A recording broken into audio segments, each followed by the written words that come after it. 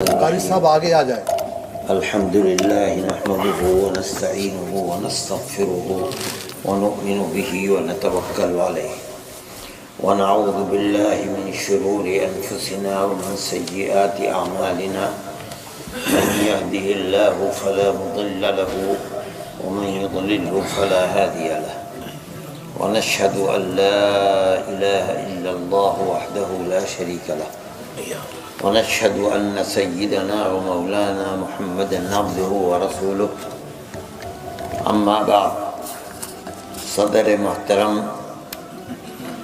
علماء کرام اور معزز حاضرین جلسہ، جس مبارک عنوان اور جس موضوع کے ماتحت اس جلسے کو بلایا گیا ہے، میں اس موضوع کے انتخاب اور اس اجلاس کی غرض و غایت پر آپ حضرات کو مبارکباد دیتا ہوں۔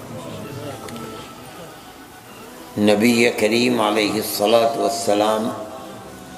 نبوت کی زندگی آپ کی، جس کی ابتدا 40 سال کے مدت پہنچنے کے بعد ہوئی اور 63 سال پر آپ پس پردہ تشریف لے گئے، یہ کل 23 سالہ دور نبوت ہے۔ اللہ تعالیٰ کو منظور تھا کہ 23 سال میں دنیا کا سب سے کامل و مکمل آسمانی مذہب پایہ تکمیل کو پہنچ جائے گا۔ چنانچہ جب پایہ تکمیل کو پہنچ گیا تو نبی کریم علیہ السلام کے سامنے ایسی علامات آنے لگیں کہ اب آپ اپنے رفیق اعلیٰ سے جا ملیں گے۔ آپ حج کے لیے تشریف لے گئے۔ عبادات کے اندر سب سے آخری عبادت جو فرض ہوئی وہ حج ہے۔ آپ نے اعلان فرمایا کہ میں اب حج کے لیے جا رہا ہوں۔ صحابہ نے ہزاروں نمازیں آپ کے پیچھے پڑھی تھیں، تقریباً 9 رمضان آپ کے ساتھ گزارے تھے، جانتے تھے کہ کس طرح نماز پڑھی جائے گی، کس طرح روزہ رکھا جائے گا۔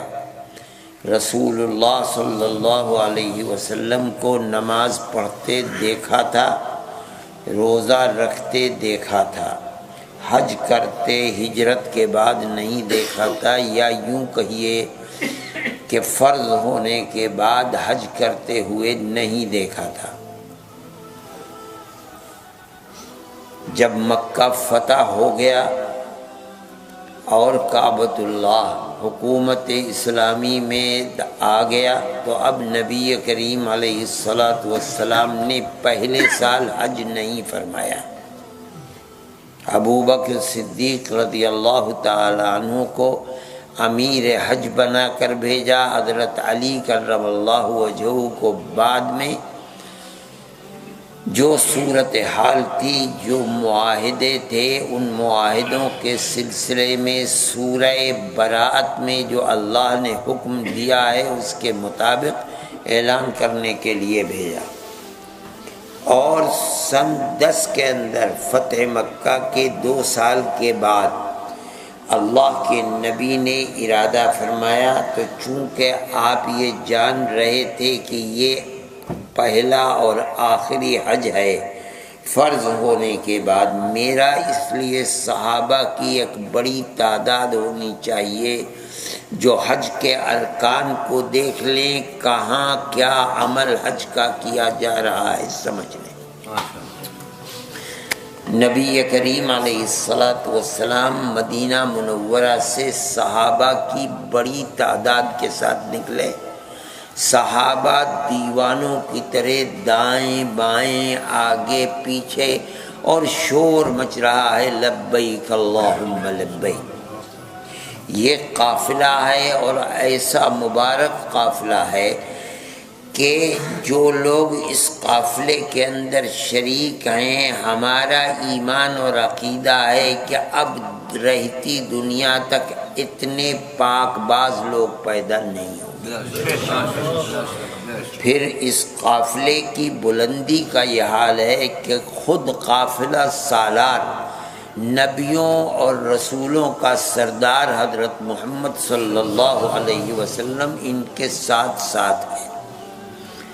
جو لوگ مدینہ منورہ نہیں آ سکے وہ راستوں میں انتظار کے لیے کھڑے ہیں کہ قافلہ گزرے گا اور یہ آپ کی ہم رکابی کا شرف حاصل کریں گے۔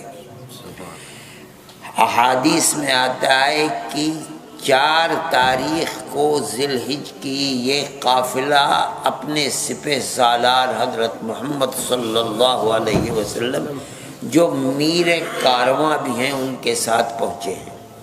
اب اللہ کا نبی صحابہ سے چل رہا ہے، حج کے ارکان کو ادا کر رہا ہے اور بار بار کہتا ہے خذوا عنی مناسککم، خذوا عنی مناسککم لعلی لا احج بعد حجتی ہذہ۔ اے صحابہ میرے مجھ سے حج کے ارکان کو سیکھتے چلو، لیتے چلو، میں کس جگہ کیا کر رہا ہوں، کس وقت کر رہا ہوں۔ اور فرماتے ہیں ہو سکتا ہے کہ پھر اب اس حج کے بعد میں پھر کبھی حج نہ کر سکوں۔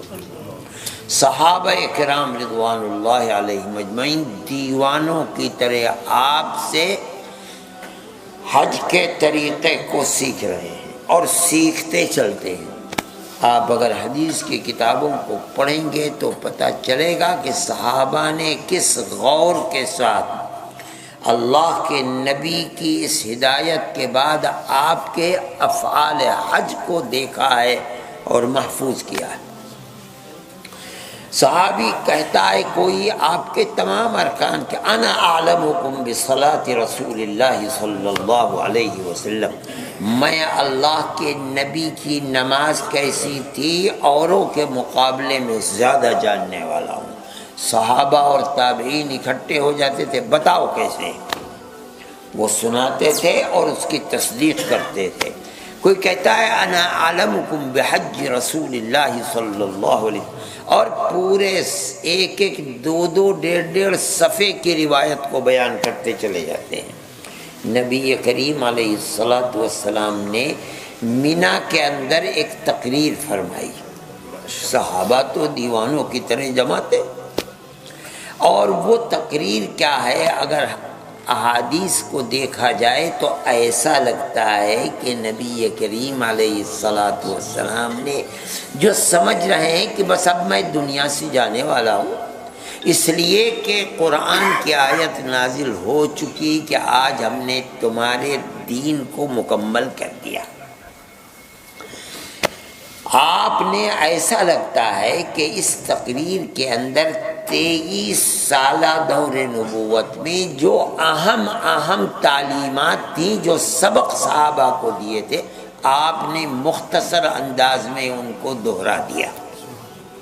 یاد کر لو، اب میں جا رہا ہوں، اور اس کے 2.5-3 مہینے کے بعد آپ اس دنیا سے تشریف لے گئے۔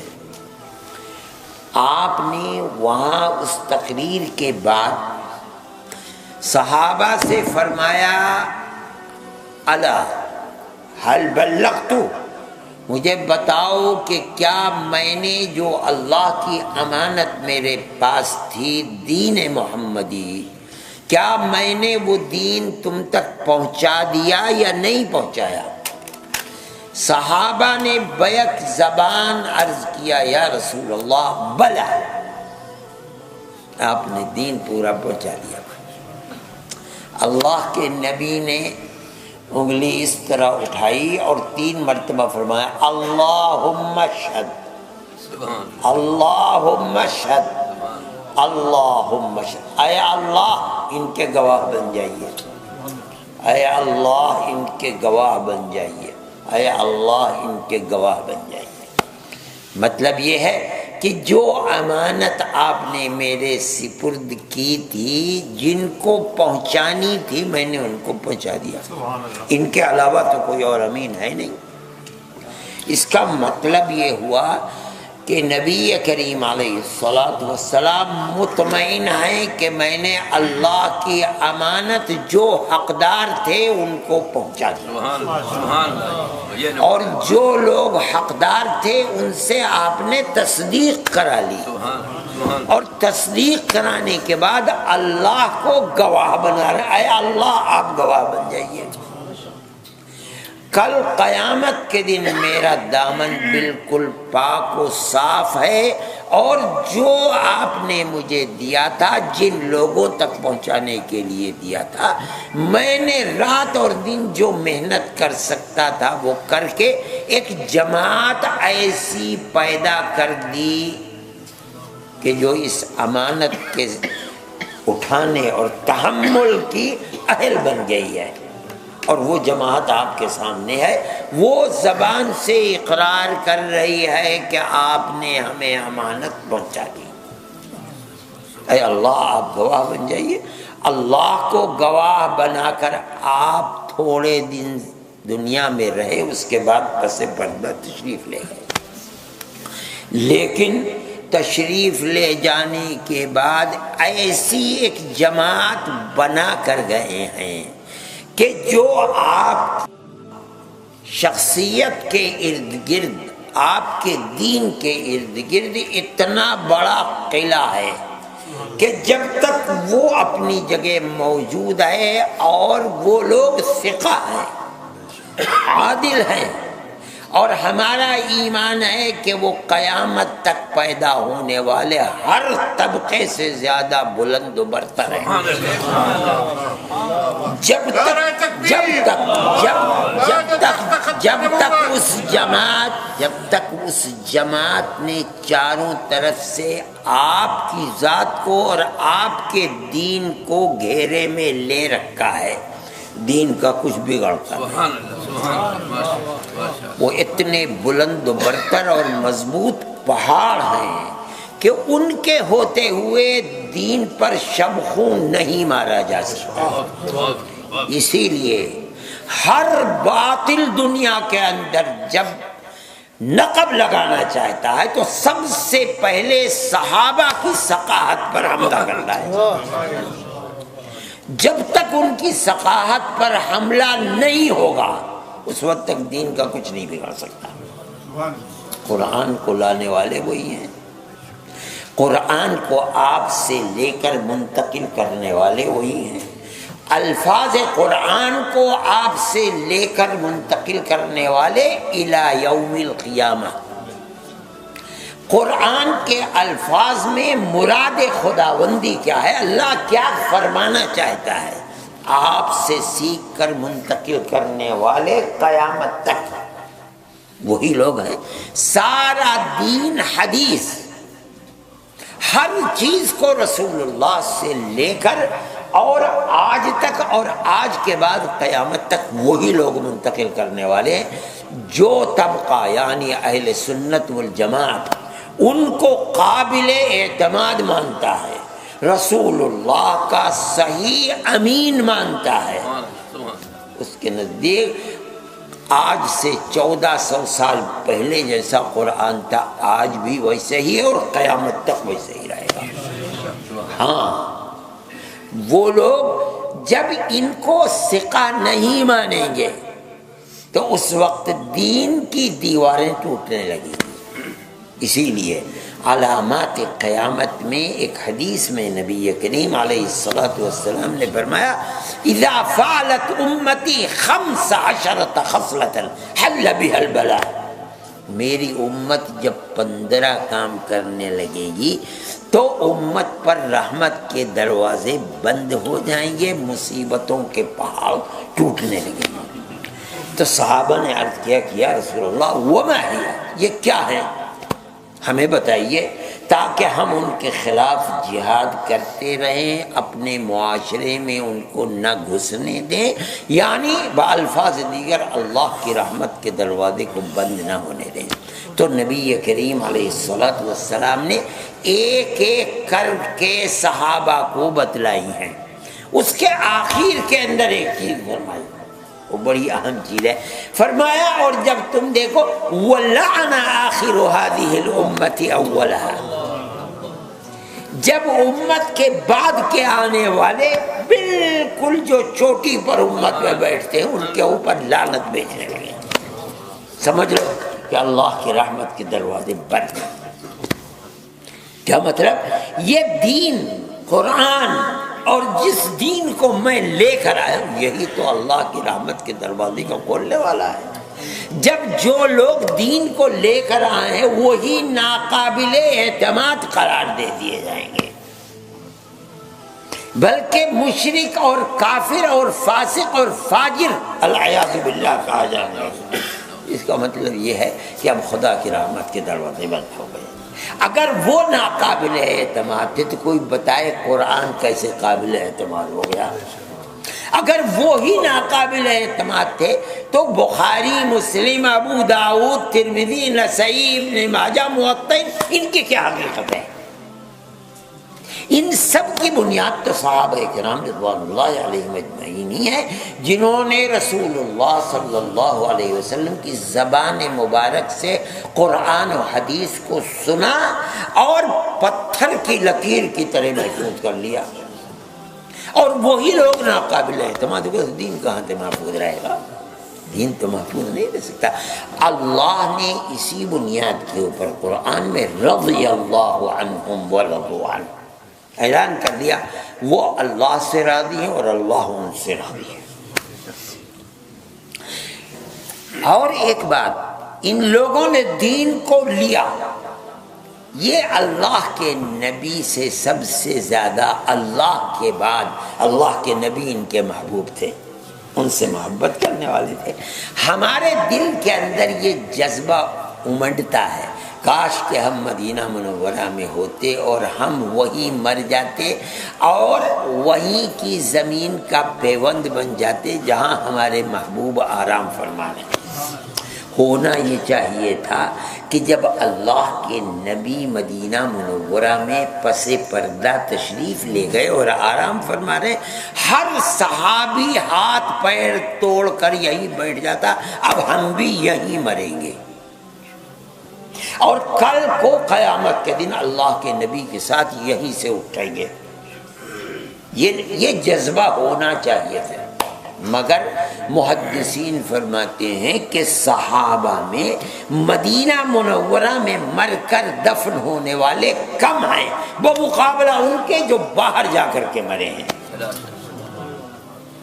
کیا مطلب ہے؟ مطلب ہے کہ ہر صحابی اس امانت کو جو اللہ نے نبی کو دی تھی اور نبی نے وہ امانت صحابہ کو دے دی اور یہ فرما کر گئے فَلْيُبَلِّغِ الشَّاهِدُ الْغَائِبَ، جو آج براہ راست مجھ سے لے رہا ہے دین کی امانت کو وہ لے کر بیٹھ نہ جائے بلکہ ان لوگوں تک پہنچائے جو آج نہیں ہیں. اور فرمایا کہ اگر کوئی شخص اس امانت کو لے کر بیٹھ جائے گا اور بتائے گا نہیں، پہنچائے گا نہیں، خیانت کرے گا، الجم بلجام من النار یوم القیامہ، قیامت کے دن جہنم کی آگ کی لگام منہ میں لگائی جائے گی. صحابہ جو تھے اس امانت محمدیہ کو لے کر کے جو جہاں تک جا سکتا تھا چلا گیا، افریقہ کے جنگلوں کے اندر گزرے اور اللہ نے جو ان کو اللہ کے نبی کے دیدار اور آپ کی صحبت کی بنیاد پر جو ان کو ان کے دلوں میں آگ رکھی تھی اور قبولیت عطا فرمائی تھی، قوموں کی قومیں، ملکوں کے ملک ان کے ہاتھ پر ایمان لے آئے. یہ ان کی عظمت تھی اور یہ عظمت قیامت تک کے لیے امر ہے. جو لوگ ان کو برا، آج ہی نہیں اس زمانے میں بھی، زمانے نبوت میں بھی ان کو برا کہا جاتا تھا، مخالفین اسلام کے آج ہی نہیں اس زمانے میں بھی تھے.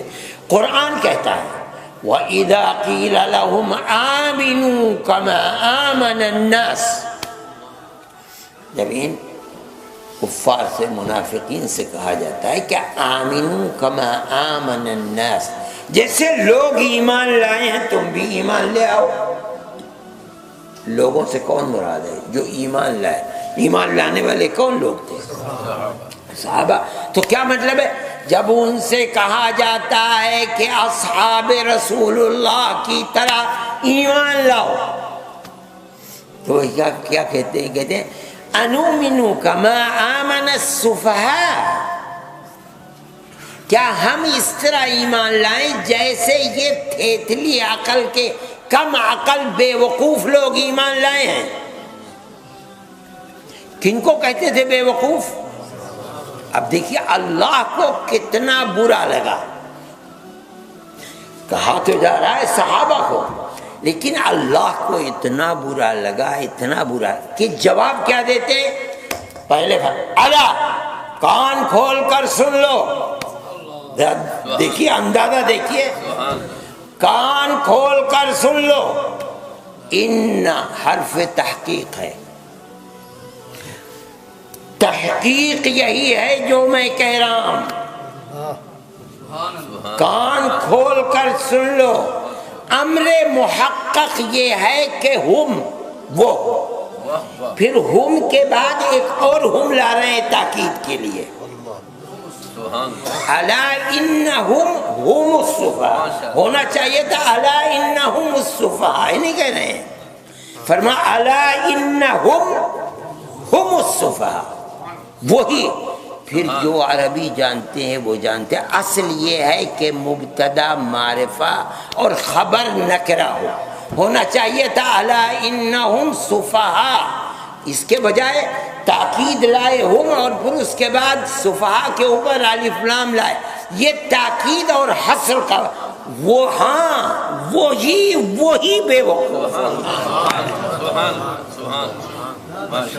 تاکید پر انہوں نے تو ایک دفعہ کہا تھا انؤمن کما آمن السفہاء، اللہ فرماتے ہیں میں جو کہہ رہا ہوں کان کھول کر سنو، میں جو کہہ رہا ہوں وہی امر محقق ہے، وہی امر محقق، کیا وہی بے وقوف ہے۔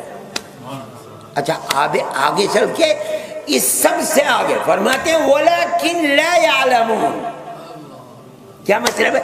ارے بھائی اگر کوئی کھڑے ہو کر پیشاب کر رہا ہے اور وہ جانتا نہیں کہ پیشاب کر رہا ہے کھڑے ہو، کیا کہو گے؟ پاگل ہے، یہی تو کہو گے۔ اگر کھڑے ہو کر پاخانہ کر رہا ہے، اسے کچھ پتہ نہیں کیا کر رہا ہے، یہی تو کہو گے کہ پاگل ہے۔ اب قرآن کیا کہتا ہے؟ بے وقوف ہیں، بے وقوف ہیں، بے وقوف ہیں، اور انہیں پتہ بھی نہیں کہ وہ بے وقوف ہے، اس کا مطلب ہے بالکل پاگل ہی ہے، عقل ہے ہی نہیں۔ کیا کہہ رہا ہے اللہ؟ یعنی اللہ کو کتنی محبت ہے صحابہ سے،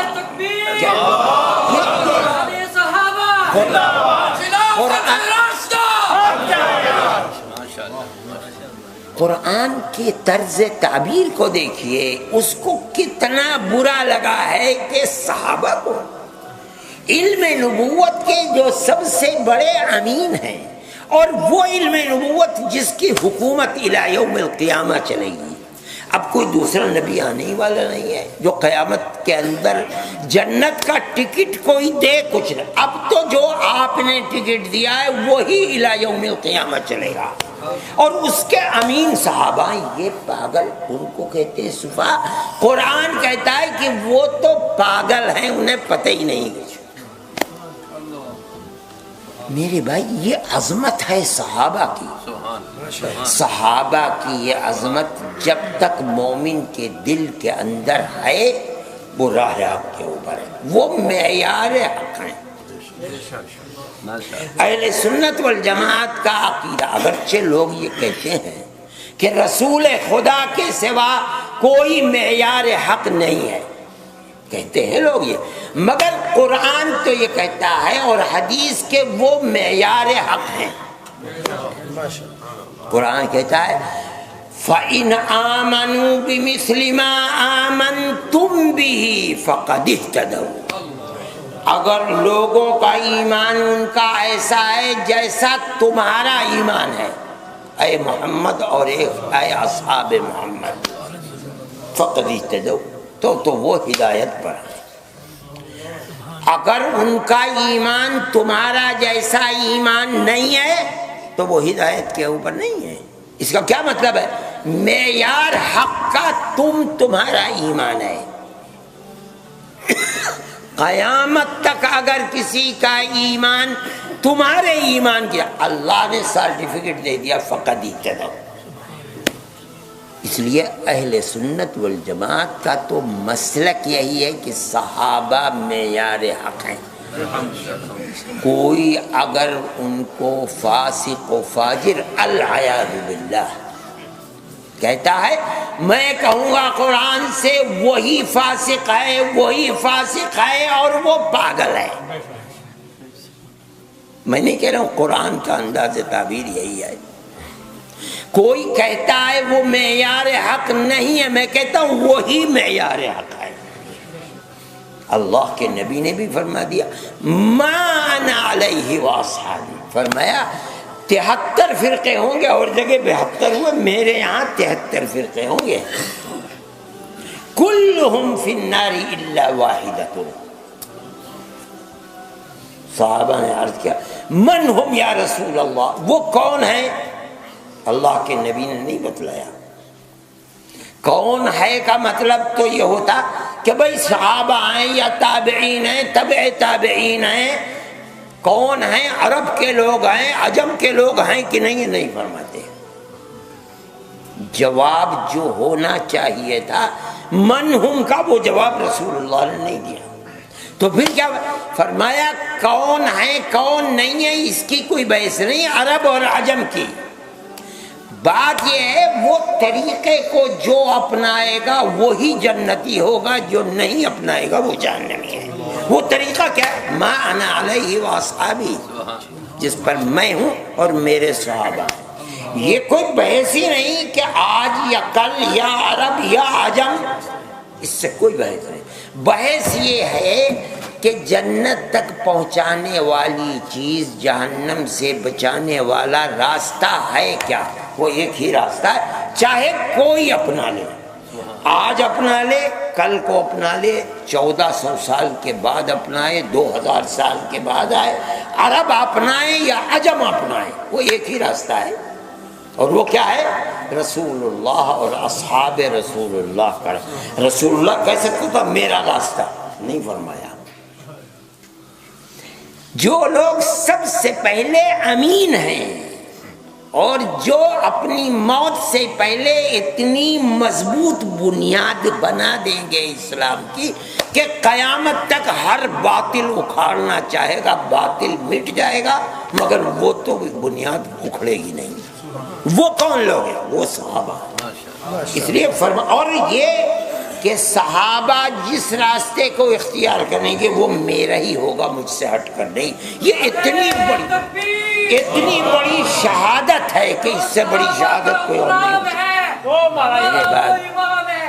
میرے بھائی، یہ صحابہ کی عظمت ہے، اور اتنی عظمت ہے کہ اس کو بے شمار کتابیں اور قرآن کی آیت پورا قرآن صحابہ کی صداقت، ان کی امانت پر بول رہا ہے۔ اگر ان کی امانت اور صداقت نہیں ہوگی تو قرآن کو اللہ کی کتاب کہنا اور جیسا نازل ہوا تھا ویسے ہی ماننا مشکل ہو جائے گا۔ اس لیے اہل سنت والجماعت کا تو عقیدہ ہے، ایمان ہے۔ ہمیں اس اپنے ایمان اور عقیدے کو اتنا عام کرنا چاہیے کہ موجودہ نسلیں نہیں جانتی کہ کیا اہمیت ہے۔ ان کو بتانا چاہیے کہ اس عقیدے کی اہمیت کیا ہے۔ بغیر اس عقیدے کے دین و ایمان اور قرآن محفوظ نہیں رہ سکتا۔ میں پھر مبارکباد دیتا ہوں اور دعا کرتا ہوں کہ اللہ تعالیٰ اس اجتماع کو مقبول فرمائے، اور اس عقیدے کو جو سلف صالح کا عقیدہ ہے، الصحابۃ کلہم عدول، اللہ اس عقیدے کو مضبوط سے مضبوط تر فرمائے، اور ہمیں اور ہماری آنے والی نسلوں کو اس کی حفاظت اور اس عقیدے پر قائم رہنے اور مضبوطی کے ساتھ پکڑنے کی توفیق عطا فرمائے۔ وصلی اللہ تعالی علی خیر خلقہ سیدنا محمد وعلی آلہ و اصحابہ اجمعین۔